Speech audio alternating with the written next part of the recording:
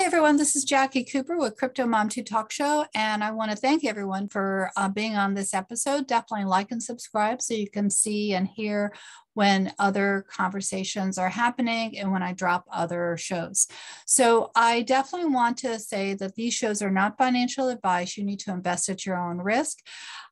They're all about education. And when I first started, I was learning a lot about tokens and coins and just a whole slew of new vocabulary. I still am learning.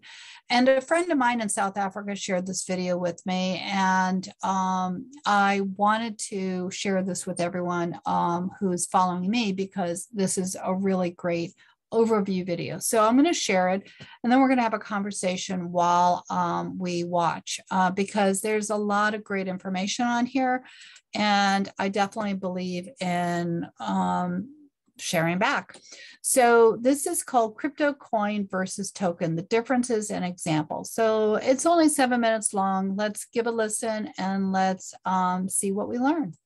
Wanting a new way to get around. Well, the way that I see it, you can either buy your own car and have to manage that car, like keep it up to date, change the oil, replace the tires, all that stuff. It's overall responsibility to keep that car because it is yours. Well, the alternative is that you could rent a car. This means you can borrow a car for a monthly payment, and in that case, you can use it for whatever purposes you might need. You just pay the owner the rent for using that car, and then you don't have to worry about any of the issues. Depending on the different factors in your life, you would have to choose the one that best fits your needs and which one was wiser to go with. For example, you may not have a bunch of cash to buy a new car outright, or maybe you were just super busy and you don't want to take care of the maintenance. Well, if you think of this analogy, it's pretty much the same as the differences between a coin and a token. A coin uses its own blockchain to keep track of all the data, which in our car analogy would be owning the car. When it comes to a token though, you are using someone else's coin's blockchain as your infrastructure, while you basically pay rent. When you create a token, you don't have to create the blockchain, write the full code, and worry about how it should be validated. Instead, you just create the token and it runs on that blockchain. The best example for this video would be Ethereum. Ethereum is its own blockchain that both stores value and validates transactions. Ethereum's team has been working very hard the past few years on improving the entire system, updating how it works, and patching vulnerabilities. An Ethereum token, or an ERC20 token, uses Ethereum's blockchain's capabilities as its backbone and infrastructure. For example, Basic Attention Token is an ERC20 token built on the Ethereum network. Now, the team decided it was not large enough to create their own mainframe, but they wanted to create a system where users could reward the creators that they follow in a simple manner. Without going too deep into it, the Basic Attention Token team can focus on providing a great product, that is, the Brave browser, a web browser that automatically replaces a website's advertisements with advertisements that reward the creator with Brave. If this sounds confusing, we are actually creating a video on the Brave token soon, so make sure to hit the subscribe button and turn on bell notifications if you enjoy these educational animated videos and you want to reward our hard work. Anyways. All right, so I don't know anything about the Brave platform just yet, but I do like what I'm hearing right now in terms of how this explains the difference between coins and tokens. So let's keep going and let's see what else they share because it's very informational. By creating a token, the Brave team could rely on Ethereum's network to provide safety and stability while they focused on their own product. Also, you should know that a team of developers can migrate from a token to a coin if they decide that their project is growing quick enough. If we think about crypto.com, they recently just launched their own mainnet, which is a fancy way of saying they launched their own coin now, which is now validating their own transactions. See, they used to have a token, but it got so popular that they decided to create their own blockchain and branch off.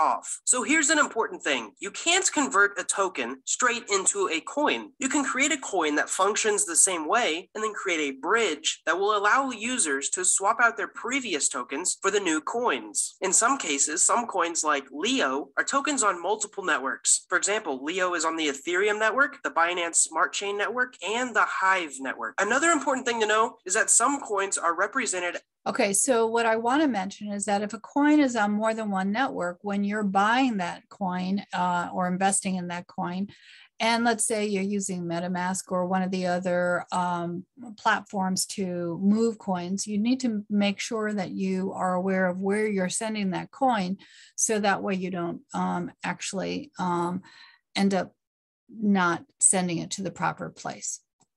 as tokens on other networks. For example, a few days ago, I bought something called Binance Peg Ethereum token on the Binance Smart Chain. I did not actually buy Ethereum, but instead I bought a representation of Ethereum on the Binance Smart Chain network that mimics the price of Ethereum. You might be wondering why I did this. Well, a regular Ethereum transaction is around $20 right now. However, a transaction on the Binance Smart Chain is only 50 cents, so it is much more affordable to trade a representation of Ethereum on the Binance Smart Chain network. You can kind of think about it like if you buy a stock of gold. You own the stock, but all it does is represent the gold. At any time, you can cash out that stock for a piece of gold. So it's basically gold, at least for trading purposes. I hope that this isn't too confusing. So while that is a simple version of it, there are a few different types of tokens that we can use to categorize the purpose of each token. Let me go over a couple examples here, and maybe you'll get the hang of it if you haven't already. So number one, platform tokens. Platform tokens are created to support a decentralized application on the blockchain. For example, Uniswap is a decentralized application that allows users to swap out Ethereum tokens for other Ethereum tokens. And even though they are a decentralized app, they also have their own token, the Uniswap token. This token is given out to those who invest in their platform, and it has the promise that eventually token holders can vote on changes in the future, and maybe even earn some of the profits from the trades. Next up, we have number two, which is security tokens. Security tokens are minted to represent ownership of another asset. For example, say you wanted to buy gold, but you didn't actually want to hold the gold. Someone could create a token that is tracked to the price of gold. So instead of actually owning the gold, you owned a representation of it, which technically would be much safer because it is much more difficult to hack an Ethereum token than it is to break into someone's house. Now, the tricky part here is that there should be a real asset behind it. For example, I could create a gold token, ask you to invest in it, and not have any gold. Next up, we have number three, which are transactional tokens. Transactional tokens are used as a fast and easy way to transfer money. If we think of the coin XDAI, it is currently pegged to the United States dollar, and it's easy for people to pay for, say, maybe coffee or buying that shirt you like at that local store. You can use it the same as cash. However, the expenses of it are super low. Right now, the transaction fee is 0.000021 United States dollars, and that is ridiculously low. To give you an idea of how cheap that fee is, you could make over 47,000 transactions and only pay $1 in fees for them all. Try doing that on PayPal or through a bank wire. Number four is utility tokens. So utility tokens are tokens that have a value tied to their ownership. For example, Basic Attention Token is an Ethereum token that can be used to advertise on the Brave browser. In other words, if I wanted to advertise this YouTube channel on the Brave web browser, I could do so very easily with my Basic Attention Token. In other words, utility tokens can actually do something. Security tokens don't do anything. You just buy them and hold them, but a utility token can actually be used for a commercial intent. Lastly, we have number five, which is governance tokens. Governance tokens allow token holders to vote on certain things. For example, Uniswap could be a governance token in a future version of the Uniswap exchange. Token holders could choose to vote to raise the fee of a Uniswap trade from 0.3% to 0.6%, and everyone with a token would be allowed to vote on that change. The decision with the most votes chooses the winner, so you actually have more voting power by holding more tokens. Obviously, there's a pretty good reason to hold more tokens. By holding more, you can actually control the platform more, but this comes up with the problem of the authority being centralized. But we'll save that for another video. Now that we've went over the different types of tokens, hopefully you understand why we need them and how some of them work. If you've enjoyed this video, we highly recommend checking out some of our other videos, which are created in a similar animated manner. Thank you guys so much for watching. We hope that you learned something, and we do hope to see you in the next video.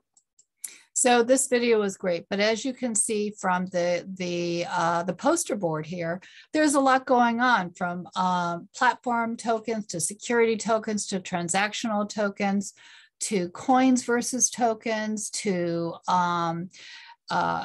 governance tokens to everything that you can possibly imagine in between. So this is definitely a video that you're going to want to listen to again.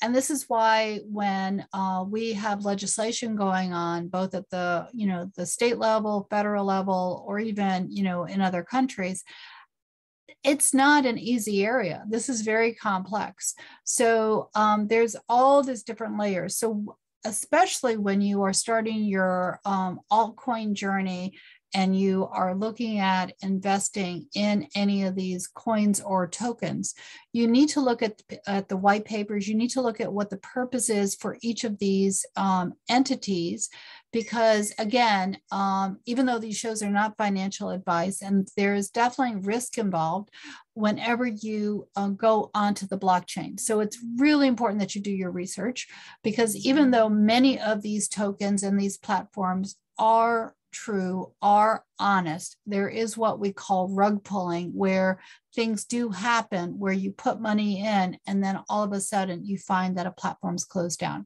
So again, it's very important that you research. Definitely like and subscribe to my channel, because I'm going to try to provide you with information that you can use in your education. And just as an awareness of what I'm doing, I definitely am creating online resources for you, from the Bitcoin Cinderella book at www.bitcoincinderella.com to the 5-Minute Wealth e-organizer, which helps you organize your information. If you have any questions, definitely reach out to me at cryptomom2consulting@gmail.com. And remember, have a great day. Be kind to yourself, be kind to others. We're all connected. And again, have a super day, and I'll talk to you soon. Definitely like and subscribe. Bye.